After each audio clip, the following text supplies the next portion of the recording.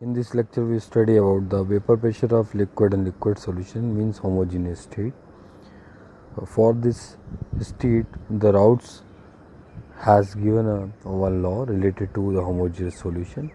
When volatile solute is dissolved into the volatile solvent, the vapor pressure of solution depend upon both components, solute and solvent, because both vaporize.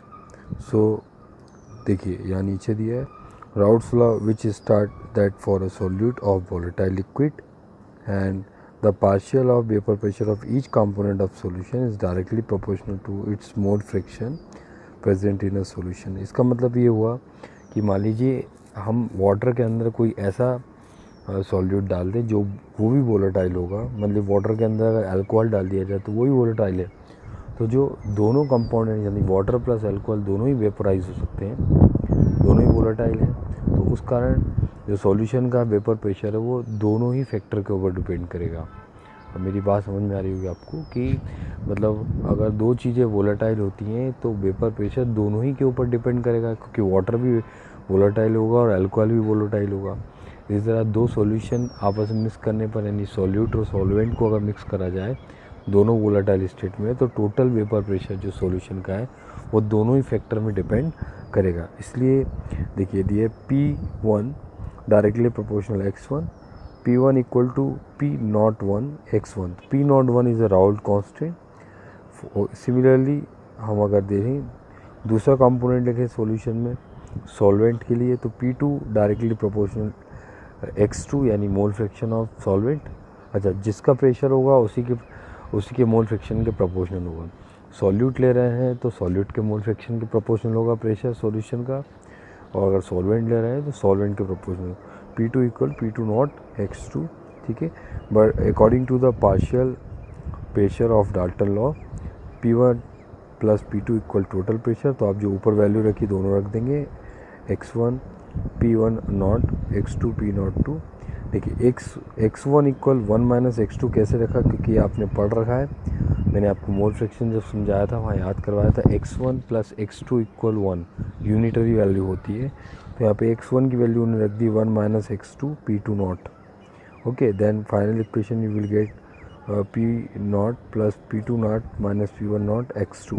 अच्छा, ये जब P1 not का आप अंदर multiply करेंगे तो आपको सिंपल इक्वेशन मिलेगी, और इस सिंपल इक्वेशन को पुट कर देंगे तो वहाँ पे आपका ये फाइनल इक्वेशन आ जाएगी।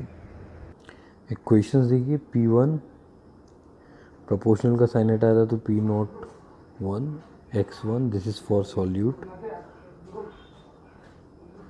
इस तरह सॉल्वेंट के लिए लेंगे तो P2 इक्वल P02 x2 अगर लेंगे तो ये हो जाएगा solvent.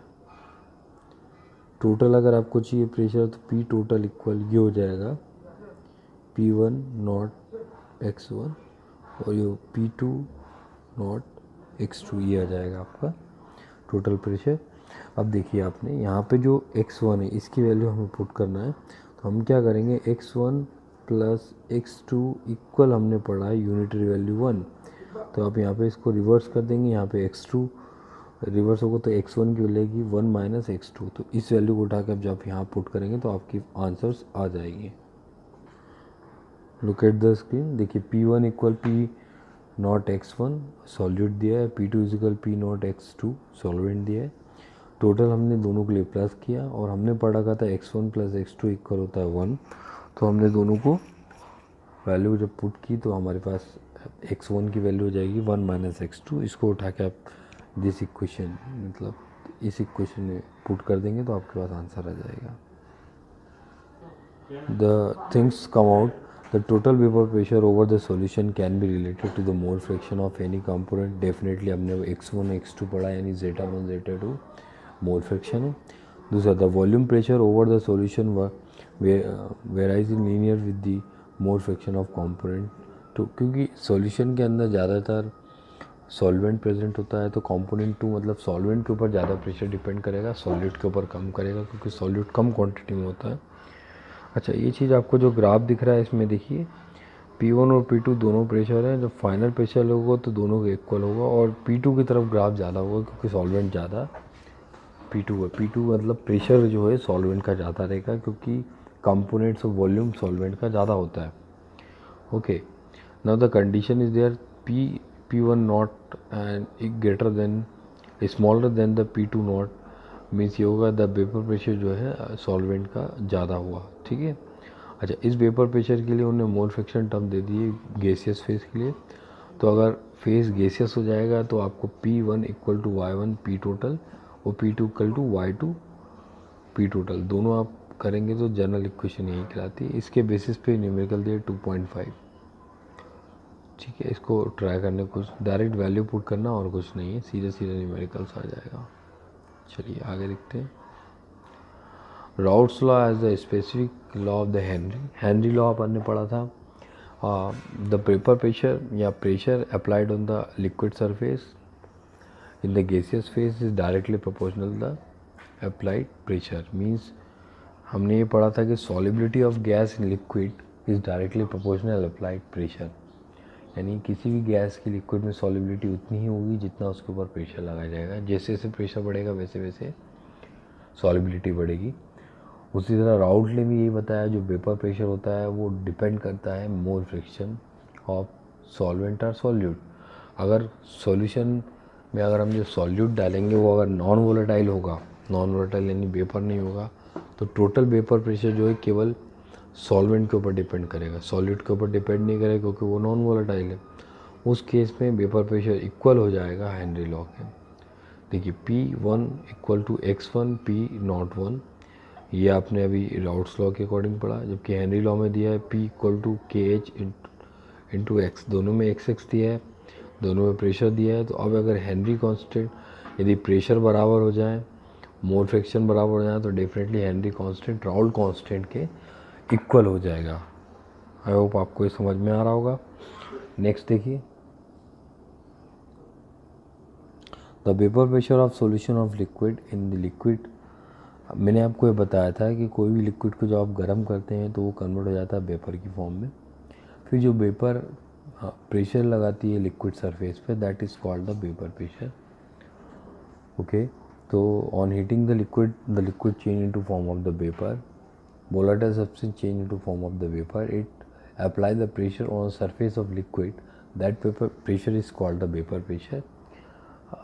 For the vapor pressure, Raoult's given a two law. First is a homogeneous law. Second is a heterogeneous. Homogeneous law we have read it, but heterogeneous we will study in the property of colligative. Okay. ना ये आप पढ़ लीजिए, थोड़ा सा समझ में आएगा आपको। पूरा यही कंडीशन दिया है कि जो सॉल्यूट को जब सॉल्वेंट में डिज़ोल्व करते हैं तो किस तरीके से वेपर प्रेशर अफेक्ट होता है। देखिए, मान लीजिए अगर वाटर है, वाटर में अगर आपने सैंड डाला या वाटर के अंदर कोई ऐसे पार्टिकल डाले जो वोलेटाइल नहीं होते हैं, तो उस केस में जो वाटर होगा वो उसका वेपराइजेशन कम हो जाएगा। यानी अगर हम बात करें, वाटर के अंदर जो भी पार्टिकल जाएंगे वो वाटर के कुछ पार्टिकल को होल्ड कर लेंगे। जो भी सॉल्यूट उसके अंदर डिज़ोल्व करा जाएगा वो वाटर के कुछ पार्टिकल को होल्ड कर लेगा। तो पहले 100% वाटर वेपराइज हो रहा था, अब परसेंटेज थोड़ा सा कम हो जाएगा। यानी जब भी किसी सॉल्यूशन के अंदर नॉन वोलेटाइल सॉल्यूट ऐड करा जाता है तो वेपर प्रेशर डिक्रीज़ होता है, ओके, क्योंकि वो उस सॉल्वेंट के पार्टिकल को होल्ड करता है, कम्प्लीटली वेपोराइज होने नहीं देता है, जिसके कारण जो है वेपर प्रेशर कम हो जाता है, क्योंकि 100% सॉलिबिलिटी या वोलेटाइल नेचर जनरेट नहीं होता है। ठीक, ये आप समझेंगे। तो इस तरीके से हम कह सकते हैं जो प्योर सॉल्वेंट है, यानी जो वाटर प्योर कंडीशन में था, उसका वेपर प्रेशर हमेशा ज़्यादा होगा सॉल्यूशन से, उस सॉल्यूशन से जिसमें नॉन वोलेटाइल सॉल्यूट एड है। यानी वाटर का वेपर प्रेशर ज़्यादा होगा कंपेयर टू वाटर के अंदर अगर सॉल्ट या शुगर ऐड कर दिया जाए। ठीक है, याद रखिएगा। ये आगे जाके कॉलिगेटिव प्रॉपर्टी बनेगी जिसको आपको अच्छे से करना है।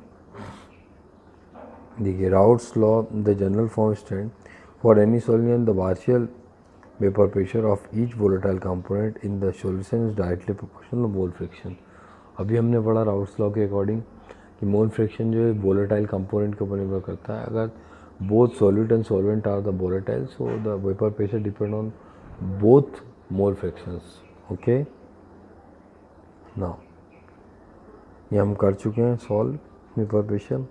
अच्छा, आइडियल और नॉन आइडियल सॉल्यूशंस की बात होती है, तो आइडियल सॉल्यूशंस की अगर बात करें तो जो राउट्स लॉ को फॉलो करते हैं वो आइडियल सॉल्यूशन होते हैं, जो राउट्स लॉ को फॉलो नहीं करते वो नॉन आइडियल सॉल्यूशन होते हैं। जो राउट्स लॉ को फॉलो करेंगे उनके वॉल्यूम एंथैल्पी में नो चेंज होगा, यानी अगर 1 लीटर वॉल्यूम है तो 1 लीटर ही रहेगा, क्योंकि कम्प्लीटली वोलेटाइल होते हैं वो, है ना। जबकि नॉन आइडियल सॉल्यूशन में वॉल्यूम में चेंज होगा, वेपर प्रेशर में चेंज होगा, एंथैल्पी में चेंज होगा, एंथैल्पी पॉजिटिव नेगेटिव होती है ना। इसके अलावा आइडियल सॉल्यूशन जो है इनकी स्टेबिलिटी जो है ज़्यादा होती है, क्योंकि ये वोलेटाइल तो होते हैं, इनकी स्टेबिलिटी ज़्यादा होती है क्योंकि एक जैसी बॉन्डिंग होती है, होमोजीनियस टाइप के मिक्सचर्स होते हैं। और ये जो कोडिंग दी है आपको इसके अंदर कंपोनेंट ए बी बी, इसको आप समझते हैं। यहाँ तक मेरे को लगता है आपको समझ में आ रहा होगा कि आइडियल सॉल्यूशन राउट्स के लॉ को फॉलो करते हैं और नॉन आइडियल सॉल्यूशन लॉ के लॉ को फॉलो नहीं करते हैं। ओके, देखिए आगे। देखिए, आइडियल में कंडीशन दी है A bond, B bond and A B bond, all bonds are same, means no change in volume. Bond length अगर कम ज़्यादा होती है तो वॉल्यूम डिस्टेंस बढ़ेगी या कम होगी, जिसके कारण वॉल्यूम चेंज होगा।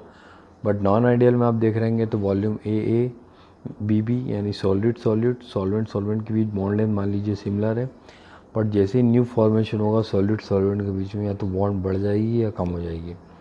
बॉन्ड अगर बढ़ जाएगी तो that is known as the positive deviation, and bond decrease you can say it is a negative deviation. Okay, look at the example. देखिए, जिसे अपन बोलते हैं मीथेन, इथेन, प्रोपेन, ब्यूटेन, तो butane plus propane, propane plus butane, या methyl chloride plus ethyl chloride, तो देखिए दो all are hydrocarbon, all are having a same functional group, तो बॉन्ड लेंथ में कभी चेंज ही नहीं आएगा।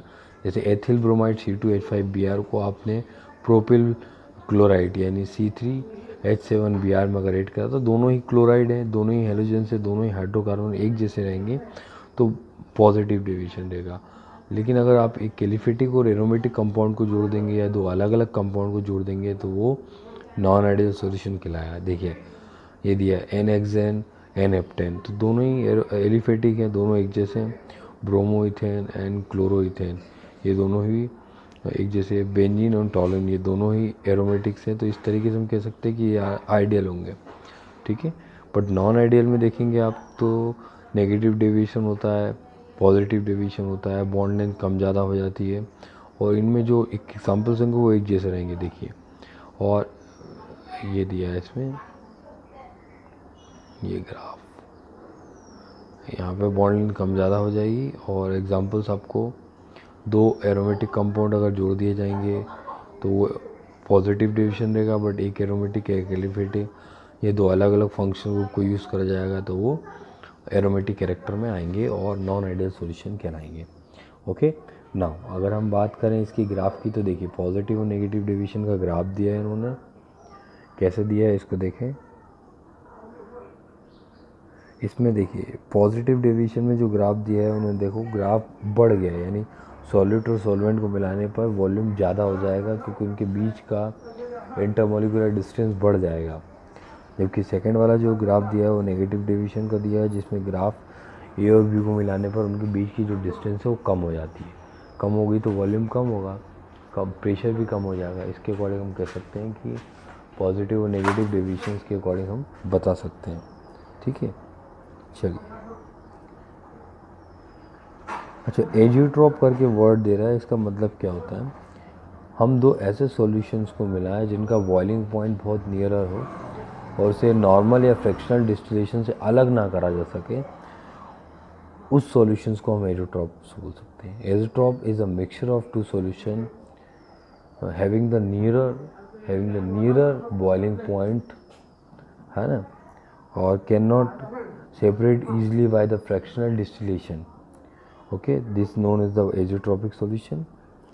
There are two types of azeotropic solution: minimum boiling point azeotrope and maximum boiling point azeotrope.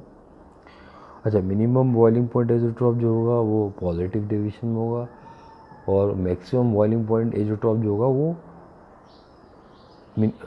Negative deviation में होगा। वो कैसे, वो अपन देखते हैं वाइट बोर्ड पे। देखिए, जो मैक्सिमम बॉइलिंग पॉइंट एजोट्रॉप जो होता है, मैंने बताया आपको पॉजिटिव डेविएशन होता है, क्योंकि सॉलिड और सॉल्वेंट दोनों के बीच की डिस्टेंस ज़्यादा होगी तो ये आसानी से ब्रेक होगा, तो इसको बॉयल होने के लिए ज़्यादा टेम्परेचर की ज़रूरत नहीं पड़ेगी। जबकि मिनिमम बॉइलिंग पॉइंट एजोट्रॉप की बात करें तो मिनिमम में देखिए बॉन्ड लेंथ कम रहेगी, तो बॉन्ड लेंथ कम होने के बाद उनको स्ट्रॉन्ग बॉन्डिंग होगी, तो तोड़ने के लिए हमें ज़्यादा अमाउंट ऑफ एनर्जी की ज़रूरत पड़ेगी, ज़्यादा लॉन्ग प्रोसेस की ज़रूरत पड़ेगी, तो हम कह सकते हैं कि यहाँ मैक्सिमम एजोट्रॉप होगा। याद रखिएगा, minimum boiling point azeotrope positive deviation होता है because the bond length is larger in A B, यानी सॉलिड और सॉलिड के बीच में। जबकि मिनिमम की बात करें तो ए बी के बीच में बॉन्ड लेंथ बहुत कम होती है, इसलिए आसानी से बॉयल हो जाए। ए बी के बीच में बॉन्ड लेंथ कम होगी तो यहाँ पे मैक्सिमम बॉइलिंग पॉइंट ज़रूरत पड़ेगी, मैक्सिमम बॉइलिंग पॉइंट एजोट्रॉप कहलाता है। ओके, छोटे छोटे एग्जांपल्स दिए हैं, इनको आप याद करेंगे। जैसे एजोट्रॉप है the approximate compose 68% nitric acid 32% of water, ये एक एजोट्रॉपिक सॉल्यूशन है।